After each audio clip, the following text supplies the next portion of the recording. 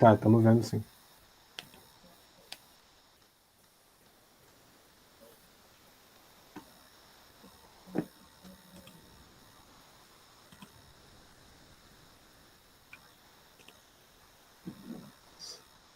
Prontinho. Eu vou te apresentar então. Aqui tem duas abinhas, o ocultar e o. Então tá.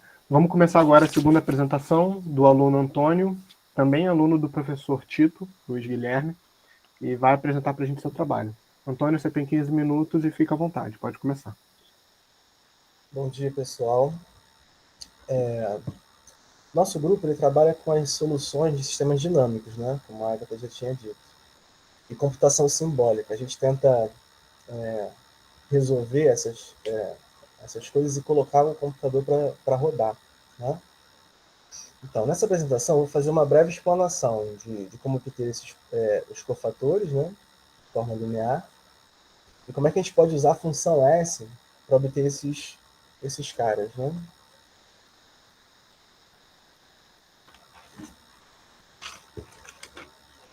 Essa apresentação vai ser dividida em 4 tópicos principais, né? A maneira que eu fiz aí foi a mais pedagógica que eu encontrei, né?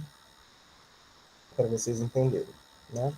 Na introdução, eu vou falar do que eu vou dizer na apresentação, né, do que será exposto. Na segunda parte, eu explicarei a construção qualitativa, né, da 2EDO e da função S. Na terceira, eu vou explicar as relações lineares dos cofatores, né, e o que seriam os cofatores, né, e também as relações com os operadores. E aí, finalmente, eu vou concluir isso aí, né? Então, a gente vai construir a 2EDO, igual a Agatha construiu aí, né? E a gente vai obter a função S. A gente vai dar uma interpretação para a função S, né, como uma modelo associada. A gente vai mostrar também como obter os cofatores e o que são eles para uma EDO. E, a partir disso, usar a função S para resolver a 2EDO. Então, vamos construir a 2EDO aí. O que seria 2EDO aqui no caso, né? dx seria φ no caso, né? Onde φ é uma função de x, y e z. Aqui embaixo, ó, z está definido como uma derivada primeira de y em relação a x. Logo, y' é a derivada segunda, né? Então está caracterizando uma 2EDO. Ela é racional, né? Então, isso aqui é um polinômio em x, y e z, né? Onde z seria y'. E são primos, né? No caso, a gente não já está simplificada essa razão. E o que a gente faz? A gente supõe que existe uma integral primeira, né? Seria uma função y, de x, y e z, ou seja, uma constante. Se a gente tomar a derivada disso, a gente vai obter ix, né? dx, dy, dy e z dz, onde esse ix, y e z são as derivadas parciais de y com relação a x, né? Com relação a y com relação a z. E aí a gente vai tentar fazer o seguinte, a gente não sabe o que é esse i.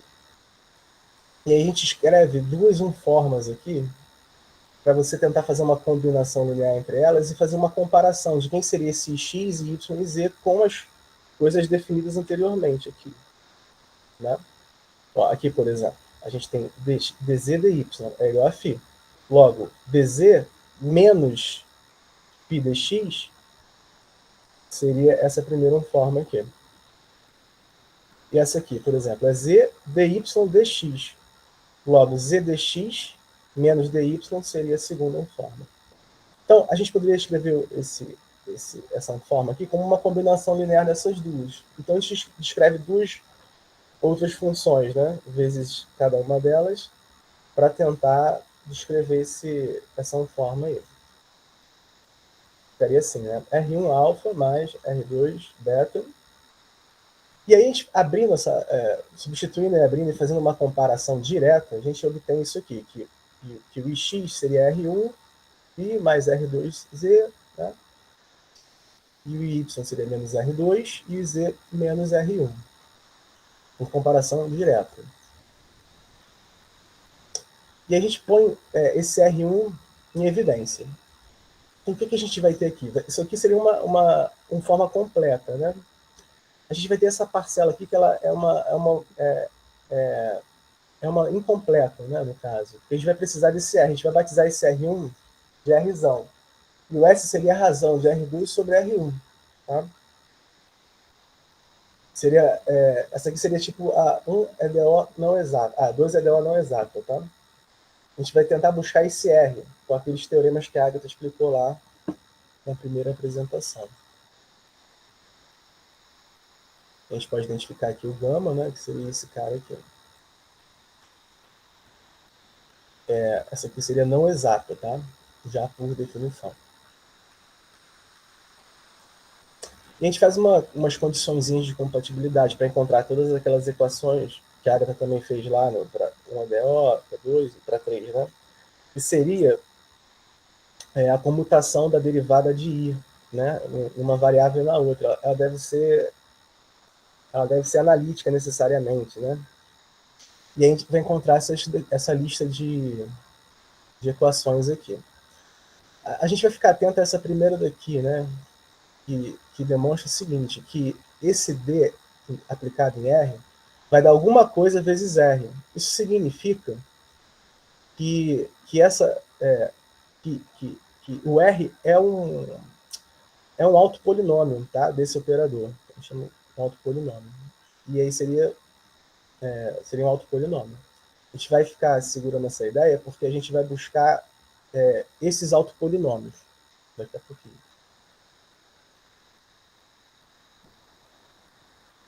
Tá, vamos olhar para uma forma gama de novo. Então, se a gente tomar o x como um parâmetro, vai me sobrar isso aqui. Olha que interessante, dz dy é igual a menos S. Se a gente conhece S, isso aqui, na verdade, é uma DO associada, certo? Aquela 2EDO anterior. É bom guardar essa ideia aqui, porque a gente vai ver que os polinômios de Darboux são, dessa uma DO, são os mesmos da outra, tá? Para a questão dos cofatores. Tá. Aí eu escrevi aqui, né, aquela primeira equação e as outras. Então a gente fez o seguinte, a gente imaginou o seguinte, será que existe um operador aplicado num polinômio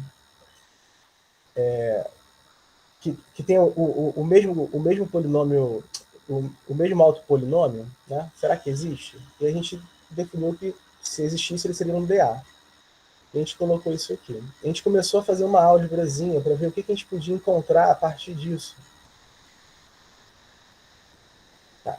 A gente observa isso aqui, né? Se a gente pegar aqui e isolar o P em ambas as equações e igualar, né, a gente encontra isso aqui, certo? A gente pode enxergar isso aqui como se fosse um operador de alfa, por exemplo, que seria esse cara aqui. E a gente define um outro operador, que seria o comutador de D com D alfa, né? Ele também vai anular P, né? Claramente. E aí a gente foi e abriu ele de novo, né? A gente abriu, eu não botei a conta aqui, mas a gente abriu ele de novo. Aqui, tá, onde também vai aparecer esse comutador de DA com D, né? Seria esse cara aqui, onde esse F e esse G são funções conhecidas lá da 1EDO, da 2EDO, tá? Que tem G com N, com P, tá?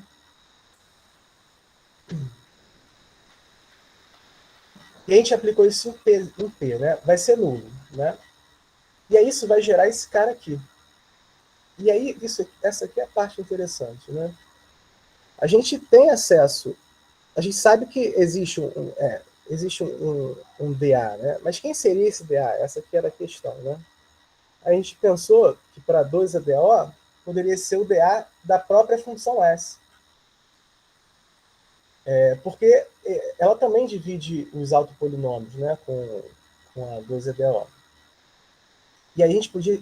isso aqui é um sistema totalmente linear. Ó, né? Você tem acesso a D, você vai chutar esses cofatores aqui como polinômios, né, de um certo grau. Então, isso aqui, por exemplo, seria um A mais um AX mais um AX ao quadrado, né? A1, 2, 3, aqui um B. E aí você poderia, por comparação, o computador resolve isso muito rápido, né? Por comparação. E aí você tem uma outra maneira de encontrar os polinômios de Darboux, né? Aí eu escrevi aqui, né? Esse cara aqui seria o DS, né? Que seria... É interessante que esse cara aqui tá em dimensão 3, esse aqui está em dimensão 2, mas mesmo assim funciona. Nós fizemos e rodamos no computador e funciona muito bem. A gente consegue encontrar polinômios de grau elevadíssimo, coisa que a gente não conseguia antes. E está resolvendo coisas legais. Tá. Qual é a conclusão disso tudo, né? A função S ela determina uma EDO, né, associada a essa 2 EDO. Então, estava meio nebuloso, mas os autopolinômios da 1 EDO também são autopolinômios da 2 EDO. Por isso a gente conseguiu descrever isso aí a partir daquelas comutações dos operadores, né? Então a gente consegue calcular linearmente, né, esses cofatores, né? A gente ganha um tempo de processamento absurdo, absurdo assim. A gente fez isso algum tempo atrás. A gente chegou a escrever o programa e o tempo de processamento é absurdo, assim, para coisas que a gente anteriormente fazia demorava muito, né? E como a gente obtém os cofatores, é só voltar na equação anterior, né, que seria essa daqui. Os cofatores são os Qs, ó, percebe? A gente vai estar preocupado com os P's para construir a solução. E aí é só voltar e, de novo, fica linear, né?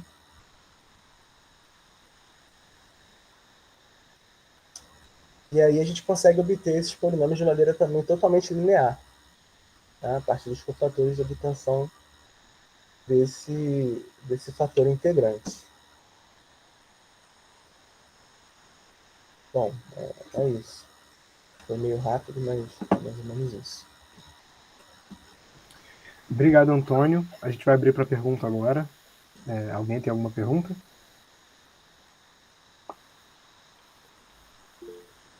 Professor Rudney, pode falar, professor. Pessoal, vamos fazer perguntas aí, vamos fazer, né? O Antônio, minha pergunta é similar ao que eu fiz para a Ágata, né? O formalismo tudo é muito bonito e tal, né? Mas o que a gente queria ver mesmo é a aplicação disso, né? A gente quer ver exemplos de onde que aplica isso e como que resolve problemas em física que a gente encontra, né, na prática, né? Então, você tem algum exemplo aí em específico? Se você está resolvendo sistemas dinâmicos em física, a gente tem infinitos tipos de sistemas dinâmicos, né? Onde vocês já aplicaram isso? Esse aqui, por exemplo, resolve... Então, resolve aquela questão do oscilador, Duffin, mas qualquer sistema, você precisa criar um problema para criar um sistema, né? Então, é só você criar um problema que a gente resolve, se for de segunda ordem, entendeu? Esse aqui, por exemplo, ele pega problemas que a gente não pegava antes, entendeu? Mas aí a questão de modelar o problema é do físico também, né? A gente precisa modelar o problema, eu só estou criando métodos para resolver os problemas que serão modelados ainda, né? E aqui no caso a gente está sempre fazendo para nesse caso aqui a gente ainda está em 2 EDO, então cabe toda a física aqui, na verdade, né? Eu não tenho um exemplo específico aqui. Exato, mas como sugestão para as próximas apresentações que vocês fizerem futuramente, né? Coloque exemplos, né? Tem vários exemplos, né? Para a gente o que interessa são Sim, não só o método, mas os exemplos também, né? De aplicação disso. sim.